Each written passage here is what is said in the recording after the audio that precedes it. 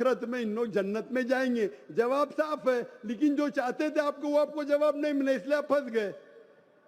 अब हम चलते हैं माइक नंबर 2 पर। वहां पर अगर कोई गैर मुस्लिम भाई हैं तो अपना सवाल कर सकते हैं माइक नंबर 2 से। मैं श्यामा मंडल प्राइमरी स्कूल का टीचर हूँ। मैं मालदा डिस्ट्रिक्ट से आया हूँ। मेरा मन में बहुत दिन से कुछ सवाल है मेरा धर्म के प्रति, और जो स्वर्ग और नर्क के बारे में बार बार बोला जाता है, ये सचमुच क्या स्वर्ग और नर्क कहीं पर है? ये मैं जानना चाहता हूँ।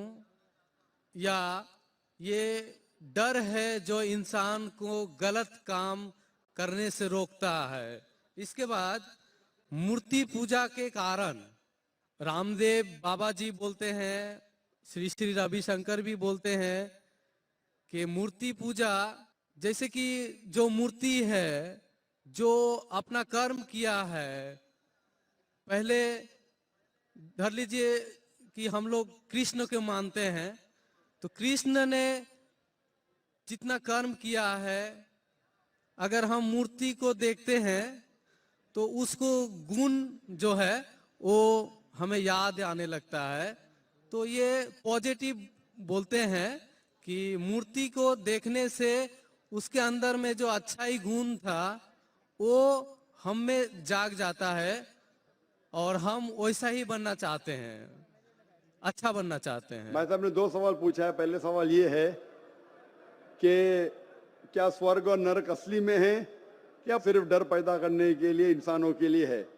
स्वर्ग और नरक असली है, जन्नत और जहन्नम असली है, और असली चीज भी डर पैदा करती है। जरूरी नहीं कि वो बनावटी होना चाहिए, असली है। और इसमें जो लोग गलत करेंगे वो नरक में जाएंगे, जो अच्छा काम करेंगे स्वर्ग में जाएंगे। जहां तक कि दूसरा सवाल है कि रामदेव बाबा और श्री श्री रविशंकर कहते हैं कि श्री कृष्ण को जब उसकी तस्वीर को देखते हैं, मूर्ति को देखते हैं, जो अच्छे काम किए वो याद आते हैं और आप उनके जैसा बन जाते हैं। ये कह रहे श्री श्री रविशंकर और रामदेव बाबा। आप श्री श्री रविशंकर में मानेंगे या वेद में मानेंगे? वेद कहती है, यजुर्वेद चैप्टर नंबर 32 वर्ष नंबर 3, न तस्त्र प्रतिमा अस्ति, उस ईश्वर की प्रतिमा नहीं। लिखा है शतसहस्र उपनिषद में चैप्टर नंबर 4 श्लोक नंबर 19, न तस्य प्रतिमा अस्ति, उस ईश्वर की कोई प्रतिमा नहीं, कोई अक्ष नहीं, कोई फोटोग्राफ नहीं, कोई पेंटिंग नहीं, कोई पिक्चर नहीं, कोई आइडल नहीं, कोई स्टैच्यू नहीं। तो आप श्री श्री रविशंकर की बात मानेंगे या वेद की बात मानेंगे? अगर आप श्री श्री रविशंकर की बात मानते हैं और वेद की बात को छोड़ देते हैं तो आप श्री रविशंकर के चेले बनते हैं, लेकिन वेद के नहीं। मैं भी अगर कुछ कुरान के खिलाफ बात करूं तो मुझे छोड़ दीजिए। मैं हमेशा कुरान का हवाला देता हूं। कुरान अल्लाह की किताब है, तो कुरान का हवाला देके कुरान की बात करता हूं तो मानो।